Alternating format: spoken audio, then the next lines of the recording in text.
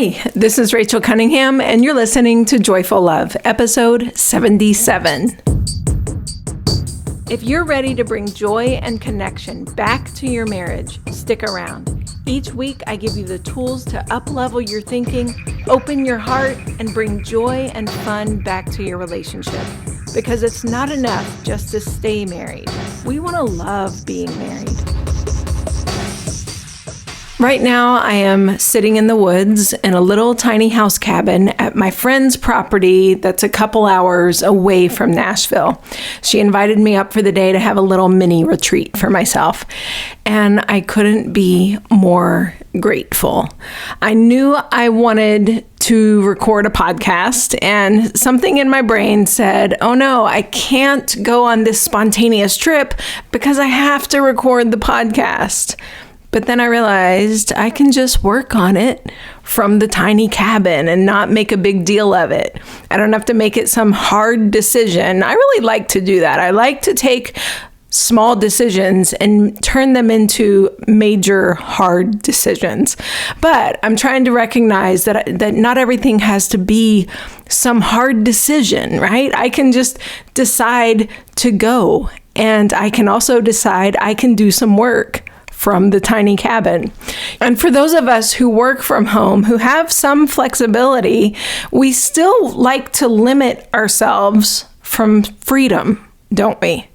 We limit ourselves by thinking, oh, we have to do it this specific way, or it's not good enough, right? Or unless it's all planned out and perfect, we're doing it wrong.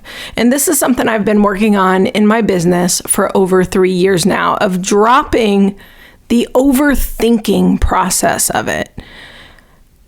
My work this year is to stop that overthinking in a way that comes from not feeling like I'm good enough or not feeling perfect, right? I always look at things and I'm like, oh, that could be better, right? And that's not a bad thing, but when it holds us back from living our life, that's when we know we need to start reining it in and drop the perfectionism, right? And we do this in our relationships. We can do it in our work. We do it in our homes. And that perfectionism, that perfectionistic quality of overthinking, right? And many of us don't think we have perfectionism. We just think we're trying to do it good enough. It's really sneaky. When you are constantly trying to do something more perfect, it zaps all of your energy and it depletes you from having the energy to just be present in your daily life. So that's my work this year. If you're on board with me, I welcome you to join me in that work of learning to honor and manage your time in a way that supports your goals, but also in a way that really supports our souls and gives us the downtime and the rest and the recovery that we need, right? So that balance of pursuing goals wholeheartedly and also honoring the present moment, that's a topic that I want to cover in detail soon. And I want to share with you what I'm learning about myself and my own business and my own home, because I know that every single one of you is also looking for that balance.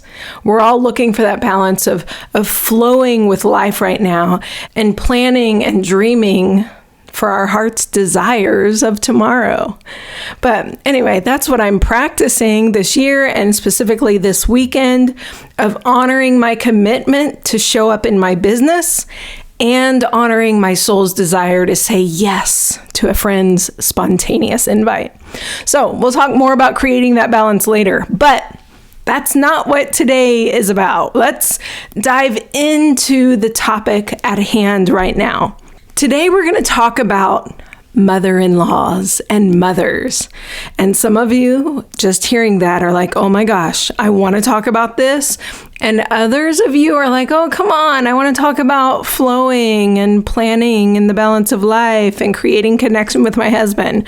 But managing our minds and our emotions and our relationships with our mothers and our mother-in-laws is part of that flow. It's part of the overall relationship. So we're going to dive in today.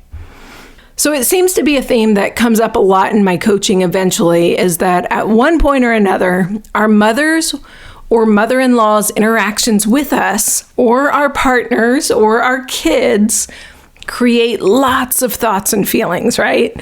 And if it's not managed in a healthy way, it can really create a rift in your relationship with your partner. Some of you have mother-in-laws and moms who want to be very involved in your life. And sometimes being very involved means that you feel like they are overbearing, they're judgmental, and that they believe that you are doing everything wrong, right? You can feel really criticized a lot whenever you have a parent who wants to be very involved. And you constantly feel the need and the drive to live up to their standards, right? And then some of you have very disengaged moms, and you wish that they would be more involved in your children's lives. You wish that they would be more involved in relating with you and your partner on a regular basis. You're missing out on that mother connection, right? So there's both ends of the spectrum. And there's hundreds and hundreds of issues in between those two extremes as well. So we're not going to touch on all the issues today. This is something that if you have a serious problem in this area, we can cover that in our coaching together. Because when I coach on marriage, I coach on every relationship that has anything to do with your marriage, whether that's learning how to relate with a boss or your children or your husband's brother or your mother's, right? So when you marry your special, beautiful person, you are also committing to work together with their extended family and with your extended family and to really learn how to manage that in a way that feels safe and loving for both of you, you and your partner. So if you need help with different relationships in your life, including your marriage and including your mom and everyone else in between, I want you to book a free consultation call with me. And let's talk about how coaching with me for 6 months can really help you to dive in deep and know how to create more peace and joy in all of those relationships that are affecting your family life. But let's scratch the surface today. I think the ideas that I'm going to share with you today are going to help you no matter what your situation with your mamas are. Okay, so let's just slow down for a minute here as we think about our moms. You may have a ton of baggage to unpack about a certain mother in your life, whether that's your own mom or your partner's mom, or both. So I want to honor those feelings in you right now. Our relationships with our moms are sometimes the hardest ones to heal. Just you showing up and hitting play on this episode with the title that it had is a great step in that direction.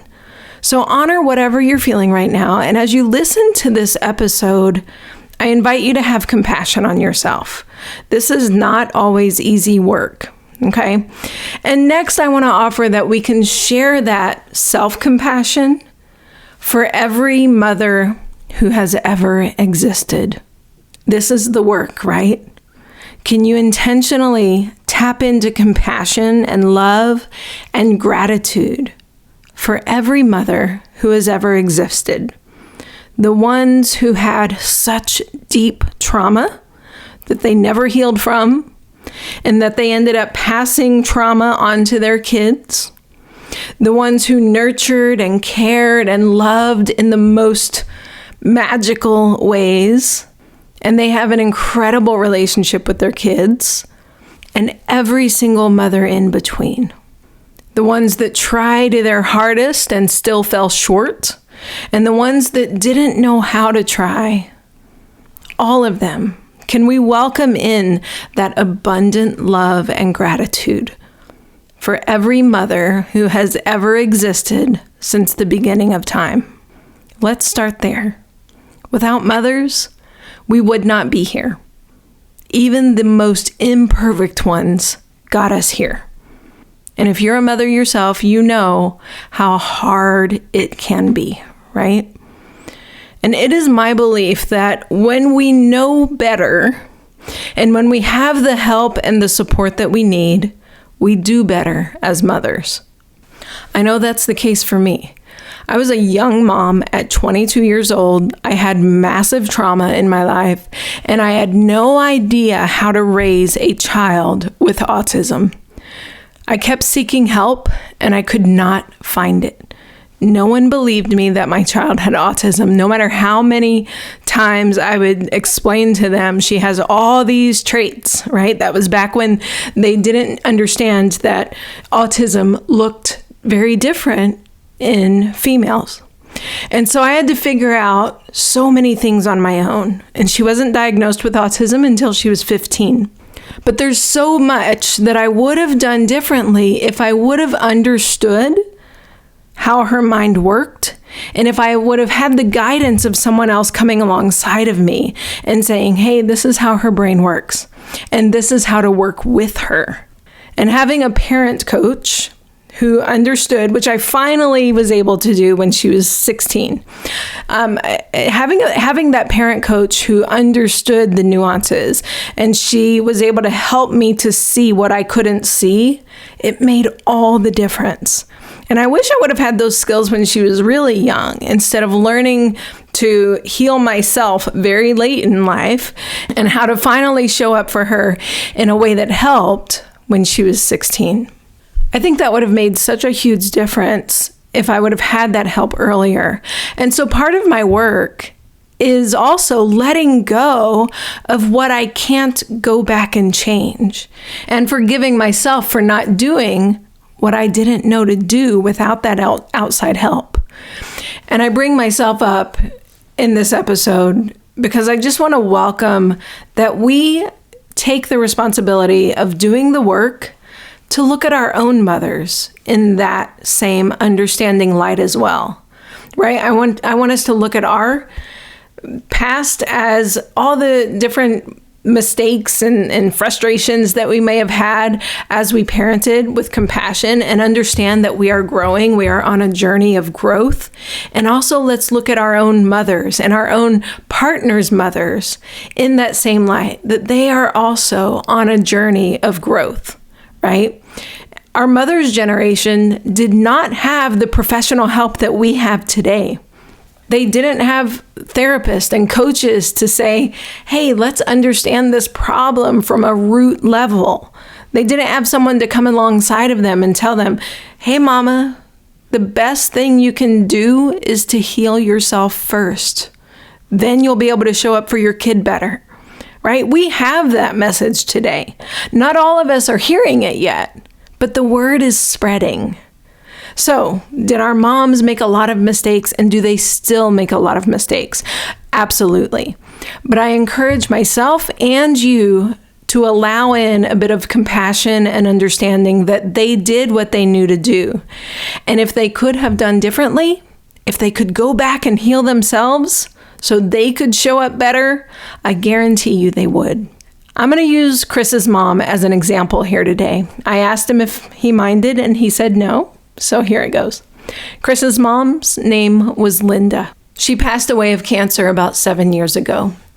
She had piercing blue eyes and black hair, and she had a movie star beauty and a look that reminded me of Elizabeth Taylor. Her personality was strong. When she was mad, you knew it. There was no hiding it. She wanted you to know that she was mad, right? And she was also a dreamer. She loved Michael Jackson. She loved Oprah Winfrey. And she had several dreams in life. One of those dreams was to have tiny dogs. And so she bred little Yorkies. And one dream was to be on the Oprah Winfrey show. Her dreams came true for both of those. If you look up, you can go Google it when you're done with this episode. You can look up Tiny Pinocchio in the Guinness Book of World Records, year 2005. So Tiny Pinocchio in the Guinness Book of World Records. That picture is Linda, Chris's mom. And right alongside of her is sweet, tiny Pinocchio, the world's smallest dog that year. That dog was everything to her. She cared for it so well. Linda cared deeply.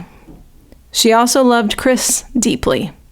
And I always felt like I wasn't quite what she expected for her boy. I always felt like maybe I didn't quite live up to what she wanted for him. And after I had kids, I used to be so confused at how to relate with her. She had a lot of very strong opinions, and it was really hard to talk to her. But when I think about her own traumatic life, and when I think about the fact that she had her first child when she was 14 years old, I can take a step back and I can offer so much compassion and grace. I wish I would have had that ability to have such compassion when she was alive. Not just enough to smooth the surface with her, which I did, but I wish I would have had it enough to desire and take action to create a deeper relationship with her while she was still alive. So that is the number one thing I invite you to do. Bring compassion and understanding as we try to work towards a better relationship with our mothers and our mother-in-laws. Okay, let's take a beat here. You might be saying, okay, that's all well and good. I understand the importance of compassion, but how my mother-in-law is showing up is affecting my life, and it's not okay. What do I do about that? This is a great question, so let's dive deeper. If you've been listening very long to my podcast, you know that I am a big fan of getting really curious in relationships. If your mom or mother-in-law says something or does something or is consistently showing a habit that is grating on your nerves and causing frustration in your life, it is time to step back and get really curious. So instead of getting critical and judgmental, I want you to start asking yourself questions that help you to understand her better. This is something that you can do in the moment, or like in the moment of interacting with her, or you can do it after you've hung out with her and you're alone. Start asking yourself, I wonder what's behind what she said, or I wonder why she's doing that. What thoughts and feelings are driving her actions? Let's dig deeper, right? So I'm going to share an example of something that happened with Chris's mom. I was talking to her on the phone one day. I think I was sitting in my car waiting for Chris to get out of Lowe's, the home improvement store. And so I was sitting in my car talking to her, and I think my daughter was about 9 or 10 during that time. And I was trying to explain to my mother-in-law how my daughter was so upset that day. And I can't remember the exact situation, but Linda boldly said to me, Rachel, you can't lie to people like us. And she included herself with my daughter. You cannot lie to people like us. And it was very, very pointed, and I felt very criticized in the moment. And I thought, what in the world did I say to her to make her think that I lied to my daughter? And I thought, of course, I'm not going to lie to my daughter. That's obvious. I'm not a liar. You know what I mean? So I was very confused, and I felt really attacked. I just kind of sat there in silence and kind of listened to her, and I kind of seethed inside, right? I held that frustration in, and because I was a people pleaser, and I still am, right? So I don't want to offend somebody else back, so I just kind of hold it in, and I wasn't like holding it in because, oh, let me understand her. It was more like I was holding it in like, oh my gosh, why would she say that to me? And I probably had some negative thoughts in my mind about her, right? So, and I just kept thinking, like, she doesn't hear me at all. She doesn't see me. She doesn't understand me. She has no clue who I am. And she also has no clue how hard it is to raise my kid, right? And then a while later, I was thinking about it, and I was like, you know, what did she mean by that? And I realized that, you know, after really trying to figure it out and understand her and what her thinking was, I realized that she was trying to help me understand that people like her and my daughter take things very literal.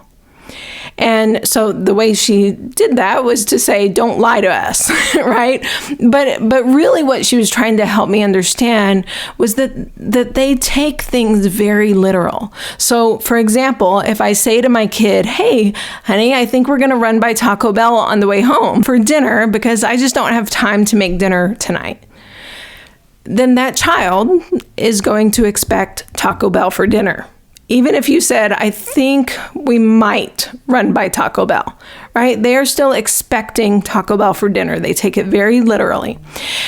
And if you get to that point in your day and you decide to change your mind for whatever reason, maybe you are like, oh, I don't want to feed my family Taco Bell. That'll make us all feel awful lately. And maybe I do have time to throw on something. So you decide in your mind to change your plans.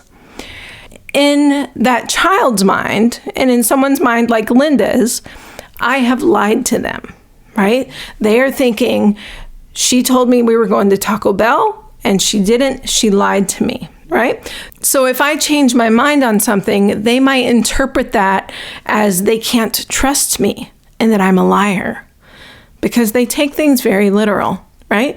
Now, I can't remember the exact situation, but it was something similar to this.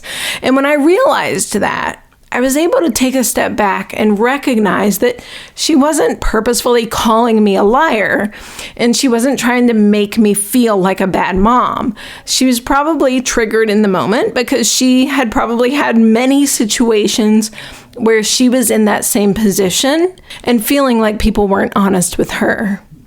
Now, I wish I would have realized that sooner and had more compassion on her instead of just kind of welcoming in that immediate lashing out and criticism that I was having internally. And I also could have looked at that wisdom that she was offering me, even though it was in a way that I felt was abrupt and even inappropriate, right? But that's okay. Like, I could look at like what her intentions were instead of what I was viewing it as. She was trying, in the only way she knew how, to help me to understand my daughter in a way that she understood and I didn't. So this was an opportunity for me to ask her, tell me more. What is that like for you? If someone needs to change their mind, what would be helpful to you and my child, right? How would you respond? That would be a great question to ask her in that moment. And even though I might not take all of her suggestions, it could have been an opportunity for her to be heard and not shut down. It could have been an opportunity for me to learn from her and understand her more. And it could have been an opportunity for me to connect with her mother to mother. So I interpreted what she was saying as anger and criticism. But I'm curious, what would have happened if I would have in that moment recognized the point of what she was saying and tried to engage and understand her more? Now, truthfully, when I think back, if I would have done that, it may have turned into an argument and it may have escalated, right? I don't know. I don't know what her response would have been to me getting curious, right? And I'm fully aware of that. Just because I want to react in a different way and now that I have some better understanding doesn't mean if I would have done that in the past, it would have all been roses, right? But the point is, I can still look back and ask myself, what can I learn from this? Where do I give up trying to understand her and my own mother too quickly? Because I'm triggered, right? So that's just one situation where it's helpful to step back and get curious. Like, okay, I don't think she was meaning to hurt me. If I were to assume the best, what is she actually trying to say? And how can I learn from that? For me, when I recognized that, I was able to go, oh, what if she's right? How can I make sure that my child knows what's going on in a clear and concise way, in a way that they might resonate with better, instead of feeling that abruptness of plans being changed, right? So I was able to learn from it when I took a step back So I invite you to get curious next time your mother or mother-in-law says something that rubs you the wrong way. Can you get curious and take a step back and just say, what do they mean by this? And in the moment, you can even ask them, hey, I'm not sure what you meant by that. Can you tell me more? Can you explain more what you meant by that? Right? I actually love those 3 words. Tell me more. Tell me more. When you're confused or when you feel criticized, to simply lean in towards the person and just say, tell me more. I'm curious what you meant by that. I want to understand what you're saying. Just that one skill can help relationships so much. It can help the other person feel heard and valued instead of criticized, right? Okay, the next thing I often see is when you just want to live up and finally be seen for the amazing person that you are. And so oftentimes when that is your deep desire and you don't want your mom or your mother-in-law to feel bad in any way, you just keep people pleasing your moms. And you're just trying to be the person, especially with mother-in-laws, right? Like you're trying to be the perfect person that lives up to whatever their image is for a wife, for their son or daughter, right? So you're constantly overgiving and trying to look good. And you're holding so much stress internally because you want to be the perfect daughter-in-law.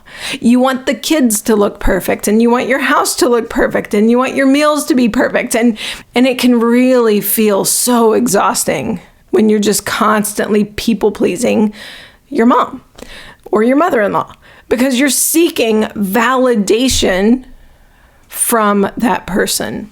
And when you're constantly seeking that validation from someone else, this is where self-validation is a skill worth practicing. If you don't feel validated from your mother-in-law, it is so important to stop trying to get that validation from her. I'm serious. Let things fall apart around her. It's okay. Like, let the judgment happen. Even if it's real judgment and not perceived judgment, even if she really is criticizing you and judging you, let it happen and start validating yourself. Look at all the things that you feel insecure about and begin to create your own security in those areas. This is something that we really work on in our coaching sessions together as well. That need to be validated by your husband, by your partner, by your mother-in-law, by everyone else. It can feel so exhausting at times. And so, yes, it's great when it happens. It's great when other people validate us. But honestly, we cannot depend on anyone to be a constant validation for us, especially if we're not able to validate ourselves. So the real work when someone else is not validating you or appreciating you is to learn to validate and appreciate yourself and to build your own self-concept, right? That you are an amazing mother, an amazing wife, an amazing woman. Yes, you have some flaws, but that does not erase your beauty. And when you really start to raise your self-concept and start validating yourself, you're going to start noticing that little shifts begin happening where you stand up for yourself a little bit more and you stop trying to be so perfect. You'll stop people pleasing. You'll start relaxing a little more because you're able to say no when you need to. You'll stop overgiving out of pressure. And you'll start setting boundaries if you need to maintain your own emotional and physical health. So let's talk about boundaries for a second. A boundary is when you say this behavior is no longer acceptable to me, and so I want you to stop. And if you don't stop, here is what I'm going to do. right? So sometimes we do need to set those boundaries. I'm going to use my own mother-in-law as an example here as well. When our kids were young, Linda would send us baby dolls that she would collect. They were like vintage dolls, and she had them stored in her house for a very long time. And she would occasionally send them to us, and she'd also occasionally send us cute little outfits for our kids. But they were stored in her house for probably weeks or months or years at a time, and she was a chain smoker. And so her gifts, when we opened them, were filled with cigarette smoke. And I'm very allergic to cigarette smoke, and I assumed that it was also probably not good for young kids. So Chris and I debated over what to do. We didn't want to hurt her feelings, and we did not want to make her mad, but we also didn't want these toys in our house. But we knew that these toys were special to her, so we didn't want to just chuck them, right? We were kind of stuck going, oh my gosh, what do we do here? So after some discussion, we simply decided to be honest in the kindest way possible. We thanked her for the thoughtful gifts, but we said since me and the kids were sensitive to cigarette smoke, we couldn't keep them, and we gave them back. And we let her know that if she ever sent us stuff, that we would have to give it to the Goodwill. I remember that she sent us one thing after that, and I honored my commitment. I sent it to the Goodwill, and I let them decide what to do with it. So that's a physical boundary that we made for our physical health. It was hard to make. I didn't want to hurt her feelings, and it was one more thing that I feared she would think that I was a snob or rude about, right? And not the right person for her son. But we made that boundary anyway. And guess what? It was hard, but we all lived. It was fine. So, what boundaries do you need to make with your own mom or your own mother-in-law? You might not have any, right? We don't always need to voice boundaries. Sometimes we can just say, hey, let's change this up. And you might have a mom who listens really well to that. Or the thing that bothers you might not really be that big of a deal, and you can let go of the drama around it and meet her in the middle with some issues. But if there is a huge issue that is greatly affecting your life and you need it to stop for your own physical or emotional health, and if she doesn't honor your request easily, it might be time to set a boundary. A very clear boundary. Some of my clients have needed to set boundaries around not coming by the house unannounced. One client, one time, her kids did not want to give kisses, and the mother thought it was rude, and she required them to give kisses when she came over. And so my client said, I'm not comfortable with this. I don't want to make my kids kiss her, but she's always like, give me a kiss, and she guilts them into it. So she had to set her boundary with her mom. Do not ask the kids to give you a kiss. If they want to give you a kiss and hug, awesome. If not, we're not going to require that of them anymore. Right? So she wanted to give her kids some autonomy over that. So she had to set a very clear boundary with grandma on that, right? Other situations have been when the grandma buys the kids some clothes and she wants them to wear them. And maybe the kids don't like the clothes, or maybe they're scratchy or itchy. And so, really setting that boundary of, I'm not going to require the kids to wear the clothes that you pick out for them, right? Some other boundaries have been around, Mom, don't comment on my weight anymore. If you comment on my weight, I'm going to ask you to leave, right? Or don't comment on my kids' weight, right? These are just a few issues that I've had to help my clients set boundaries around. So the question is, do you have any boundaries? Do you need boundaries in your life for someone in your life? If so, what's holding you back from setting them? What's scary about that? And again, I can't mention boundaries without explaining my take on them. So remember, a boundary is not something that you just speak and then expect them to hold up. If you set a boundary, people sometimes will want to push that boundary. So the person's job to uphold the boundary is you. It is your job to honor your own boundary that you set. So get clear on this beforehand. If they push the boundary, what are you going to do? How are you going to emphasize and make it very clear that you are solid on that boundary and that you're not changing your mind on it? Upholding the boundary is your job, not your mother's. And I totally believe that you do not have to be rude and mean to uphold a boundary. You can do so with total love and compassion the whole time. What would love do if it upholds a boundary? That's a great question worth asking.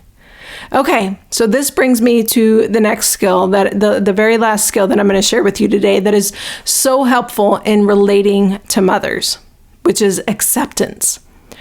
Radical acceptance of what you can control, which is how you show up and how you honor yourself. These are the things that you can control. And then we also need to accept radical acceptance that you cannot change your mother or your mother-in-law. You cannot change their personality. You can't fix them. You can't fix all of their wounds and brokenness. And I encourage you to release that responsibility. Release the desire to control them. You cannot change someone's deep-seated beliefs or characteristics. The only way they can change is if they have the desire to change that themselves. And if it's something that's, based in trauma or deep-seated stories that they have from their past, they're going to need help to change that. And it doesn't have to be from you. And it's probably not going to be from you. They might need professional help changing that, but they are going to have to be the ones willing to seek that and have that desire themselves. So if you see a lot of things in your mother or your mother-in-law that need healed and you wish so badly that you could change it, I encourage you to step back and recognize that it is not your job to fix or change any of that for them. It's also not your job to convince them to change their ideas and their opinions. That is out of your control. And all it really does when you don't accept that reality is it causes you to criticize and complain and to spend all of your energy being frustrated at your mother or your mother-in-law. And so accepting the reality that they are who they are. They have their own unique journey that they're trying to figure out too. When you accept that, this allows you to focus again on what you can control. Again, you can control how you show up. You can control how much you love. You can control how kind you are. You can control validating yourself and building your own self-confidence so that you don't need her validation, so that you're not constantly trying to people please. You can also control that ability to pause and reflect and get curious about why she is how she is or what she really means when she says that weird thing that she said, right? So get really curious about why she comes to your house and wants to clean everything, or why she wants to tell you how she cooks the spaghetti sauce different than you. Is she really judging you? Or is she simply saying in her own way, hey, I know how hard it is to be a mom, and I want to help you in the only way I know how. So whatever your issue is, get curious. And when you need to, set those boundaries. Those are the things that you can control. Accept that and release the need to fix or change your mother-in-law, okay? And hear me loud and clear when I say this. What would feel like love and compassion, not only towards your mother or your mother-in-law, but towards yourself too? Start there, because you are also a woman who deserves compassion and kindness. And the more you know how to give that to yourself, the more you'll know how to give it to the mother in your life, whether they're difficult or not. Okay, I want to invite you to come work with me and heal. Heal yourself from the inside out. Learn to show up how your highest self is nudging you to, starting with your relationship with you and then your relationship with your partner. And let's let that love and healing spread to everyone in your life, including your mama and your mama-in-law. I can help. I invite you to come work with me right now. Open your computer, type in rachelcunningham.com/work with me. That's Rachel spelled with an AEL, cunningham.com/work with me. That will take you directly to my scheduler, and it's filling up fast, so hop on there and grab a spot. On that call, we're going to dive into what's working in your relationship. We're going to highlight that because we want more of that goodness, right? And we're going to bring into the light what is not working. And I'll show you what to focus on to create more love, more personal growth, better connection, and sweet intimacy in your marriage and your life. And I'll tell you all about my 6-month coaching program that will help you get to where you want to be. All right, I'll see you on the call. Have a great week, friends. Thanks for listening to Joyful Love. If you'd like to know more about my work, come visit me at rachelcunningham.com. That's Rachel spelled with an AEL, cunningham.com.